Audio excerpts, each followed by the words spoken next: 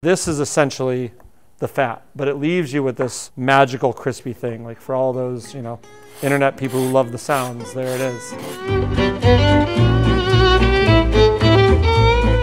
I'm Dave Beran. I'm the chef owner of Pasjoli in Santa Monica. It's our neighborhood French bistro. And today we are making our fancy grilled cheese. Our grilled cheese at Pasjoli is based loosely off of that baguette you get in Paris that has like the perfect amount of butter on it and ham and a little bit of Gruyère. And we wanted to kind of trash it up a little bit, make it a little sexier. It's my favorite thing when I get to Paris. You just get that baguette and you snack on it as you're walking around. And we've been focusing on a bar menu to make it a little more neighborhood friendly at the restaurant. And so this is the first thing that we put on the bar menu. We're gonna start learning how to make caramelized onions.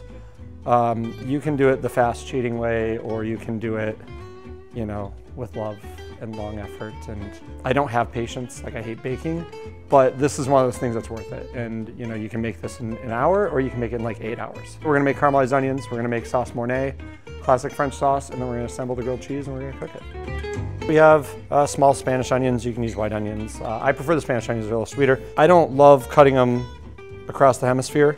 I like to cut them more stem to blossom. I feel like they hold up structure for a longer cook on them. So we're just gonna go through, and you don't really have to be perfect with it.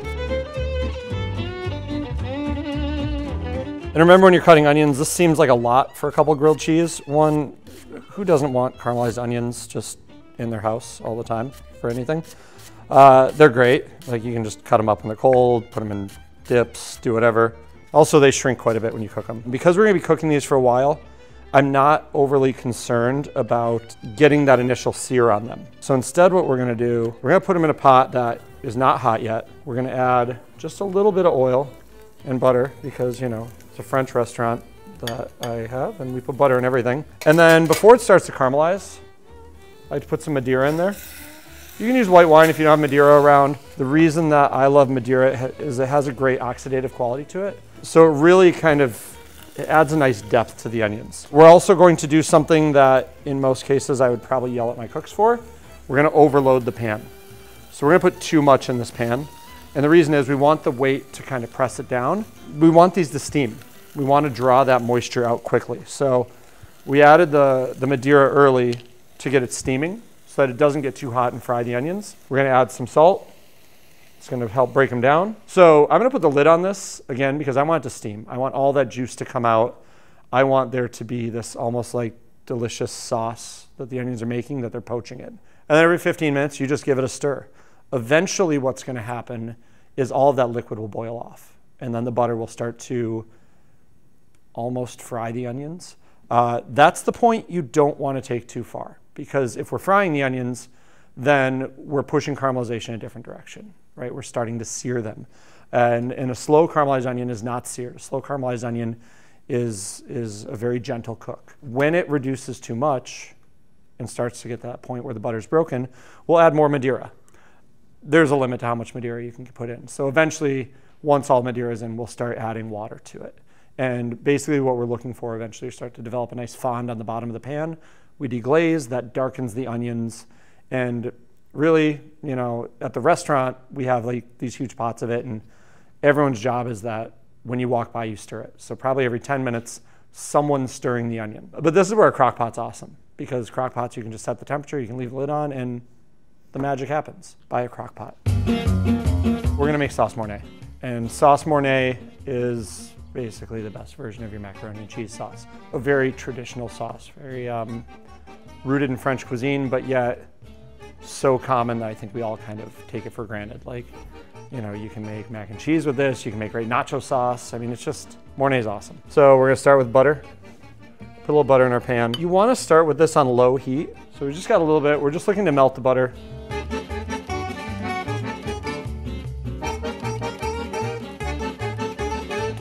The more flour, the thicker it is. Typically, we'd go 1-to-1 butter to flour. This is a classic French sauce, as I mentioned, and I think that's where the intimidation starts to lie. Once you go from that parameter of I'm making something that's tasty, or I'm making my mom's food, to I'm making something traditional and classic, and starts to be rooted in, French cuisine has this notion that it's stuffy. That's not really the case with these sauces. There's a lot of room for, you can see you know, I'm just like any other cook. I'm spilling stuff and, you know, kind of making a mess, and it's kind of the magic of sauce work. So as long as you understand ratios and what you're doing and have the knowledge behind it, like, look, we have fat and we have a starch and we're gonna use it to thicken dairy. That's it. And basically what you do from this point, you really wanna focus on it. This isn't a sauce that you can walk away from because it has a lot of things that wanna burn, right? Dairy wants to burn, flour wants to burn. You're not using a huge volume in the pan. And so with that, you really have to focus on it. And the idea is to cook it until it boils, until it's nappe. So you just want it to coat the back of a spoon and gently drip. That's the ideal texture to it. If it's too thick, add a little cream.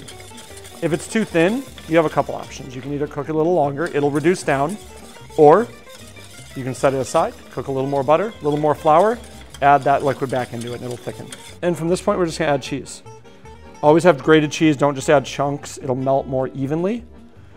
This is where the magic of the roux happens. If you were just to boil milk and throw cheese in it, it breaks. You get this stringy disaster, you get milk with fat floating on top. It just doesn't work. You need that starch to bind it together and to give it structure. And so, you know, with this, I'm adding cheese, whisking it in, and the heat's low now. Now we're using the residual heat of everything in the pan, and the idea is that we're just melting the cheese to a nice consistency.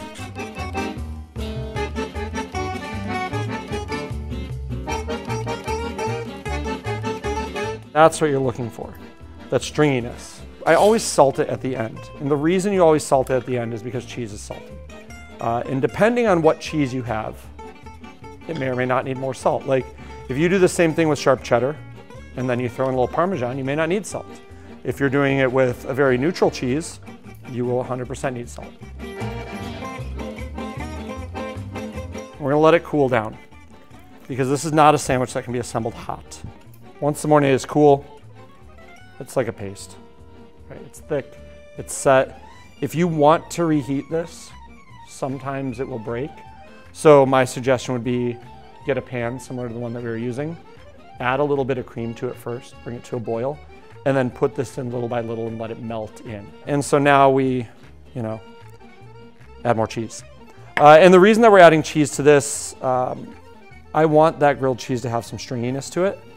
And even though that Mornay is elastic, nothing pulls, you know, that sort of stringiness like just having cheese on there. What we do is we do a 2 parts Mornay to 1 part cheese folded together.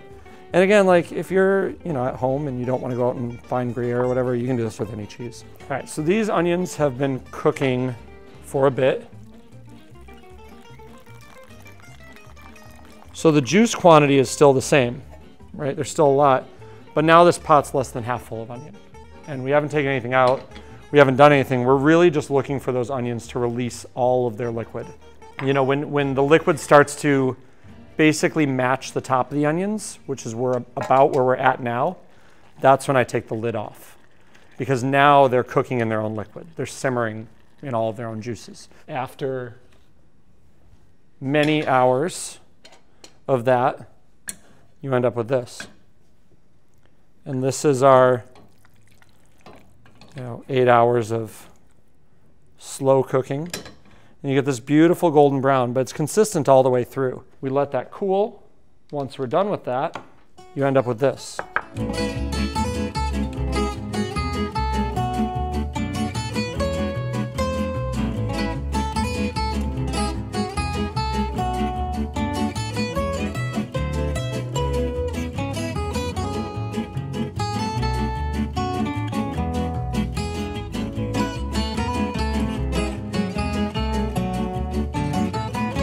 I always put the cut side down, leaving the pretty side for the outside of the grilled cheese. And then you want to make sure you have a good nonstick. As it heats up, and the cheese starts to melt, we just keep pushing the cheese under the bread to get this nice little cheese crust scenario. So, I know in the recipe there are quantities, but let's be honest, right? Like the quantities, you can just get as wild as you want. So as you can see, my grilled cheese is not cooled down enough yet. which is why it's kind of spreading in clumps as opposed to spreading like cream cheese across it. When everything's cold, it just spreads.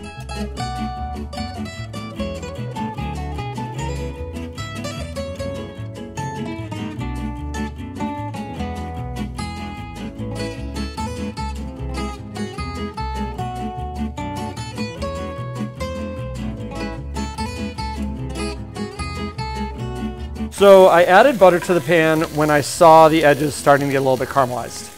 And the idea for that was to, at that point we'll get a nice foaming butter. And then one thing I watch for, at some point there isn't really enough oil in the pan anymore to hit the bottom. At that point, you can just add another little piece of butter.